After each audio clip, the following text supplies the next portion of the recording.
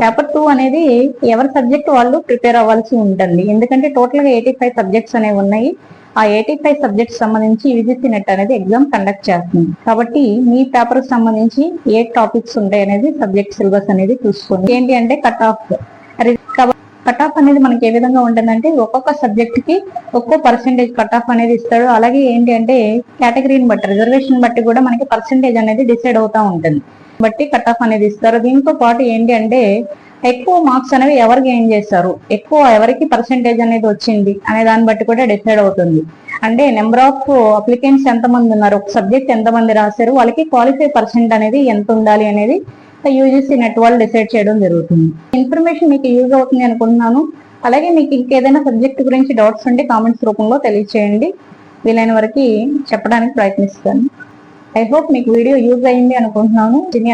నచ్చితే లైక్ చేయండి, షేర్ చేయండి, సబ్స్క్రైబ్ చేయండి.